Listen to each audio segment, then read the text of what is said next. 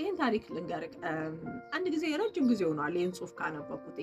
ሳውዝ አፍሪካ ውስጥ አንድ ትልቅ አዛውንት ናቸውና ስለ ናይት ክለብ ነው የሚያወሩት። ናይት ክለብ ከአፍሪካ ነው ሄደው መነሻው አፍሪካ ውስጥ ነው፣ ነጮቹ ወስደውብን የራሳቸው አረጉት እንጂ መነሻችን የኛ ነው ያሉ ነው የሚከራከሩት ሰውየውና ሁኔታውንም ሲያስረዱ እንደዚህ ይላሉ። በአንድ ወቅት ወደ መንደራችን የተወሰኑ ሴቶች መጡ። እነዚህ 4 ሴቶች ናቸው።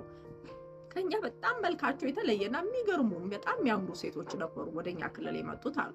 ከዛ በኋላ ግን አንድ ልማድ ነበራቸው። ማታ ማታ ላይ እሳት አንድደው ከበሮ ይዘው በጣም ይጨፍሩ ነበር እነዛ ሴቶች አሉ።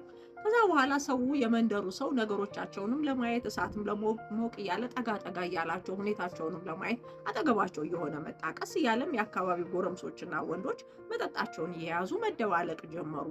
እያለም ከጭፈራውም ከምኑ መደባለቅ ተጀመረ አሉና ነገር ግን ወደዚህ ጭፈራ በአብዛኛው ጊዜ ወንዶቹ እንኳን ምንም ሆነው ቢመጡ ሴቶቹ ግን ቆንጆ ካልሆኑ እንዲመጡ አይፈቀድም ነበር። የቁንጅና መለኪያ ሆኖ ነበር። እነዛ 4ቱ ሴቶች በጣም ቆንጆ ስለነበሩ መንደራችን ውስጥ ቆንጆ የተባለች ሴት ነበረች ወደዛ ቦታ የምትሄደው እና ቆንጅና መለኪያ እየሆነ መጣ። እናቶችም ደግሞ ሴቶች ልጆቻቸውን ቆንጆ ለማድረግና የጋብቻ መስፈርቱም እዛ ቦታ ላይ ትሄዳለች የሚል መሆን እየተጀመረ ስለመጣ ቆንጆ ለማድረግ የማይገባ ስርዓት ውስጥ ሁሉ ገቡ ይላሉ እኛ አባት ሲያወሩ። ቀስ በቀስ ይሄ ነገር እየተዛመተ መጣና አንዳንድ ጊዜ ዌዘር ኮንዲሽን በሚያስቸግርበት ጊዜ እንኳን ወደ ሌሎች ቤቶች ከደጅ ይልቅ ቤት ለቤት እየዞረ መደረግ ተጀመረ ብለው ያስረዳሉ።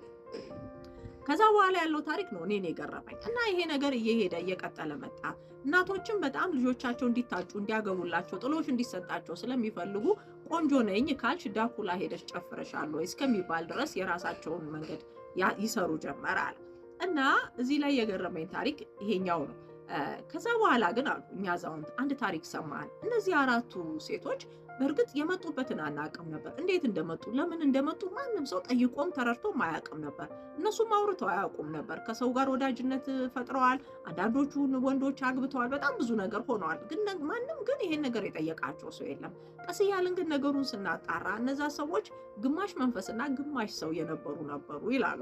ግማሽ መንፈስና ግማሽ ሰው ከመሆናቸውም በላይ ዘራቸው መቀጠል የሚችለው ስጋ መልበስና መቆም የሚችለው ከሰው ጋር ሲዳቀሉ ስለሆነ ሴቶቻቸውን ልከው የሰው ልጅን እንዲዳቀሉ ያደርጋሉ። ከዛ በኋላ ነው ስጋ መልበስ የሚችሉት፣ አለበለዚያ መንፈስ ብቻ ሆነው ይቀራሉ ይላሉ እኛ አባትና በዚህ ነገራቸው በጣም እንትን ብያለሁ። እሳቸው ግን ይሄ ነገር አልገረማቸውም። እሳቸው ኃይለኛ ክርክር ይዘዋል። ክርክራቸው ምንድነው? የናይት ክለብ መነሻው እኛ ነን። እሳት የምናነደው ጭስ እንዲጨስ አሁንም ዛሬም ድረስ ናይት ክለቦች ውስጥ የሚደረጉ ጭሶቹ ይሄ ጭስ መሰል ነገር የሚደረገው እያንዳንዱን ነገር እኛ ነን የፈጠርነው፣ ከኛ ነው የሄደው። ነጮቹ ወስደውብን ነው እንጂ የናይት ክለብ መነሻዎቹ እኛ ነን ብለው ነው የሚከራከሩት። እኔን ግን እሱ አይደለም የገረመኝ። እኔን የገረመኝ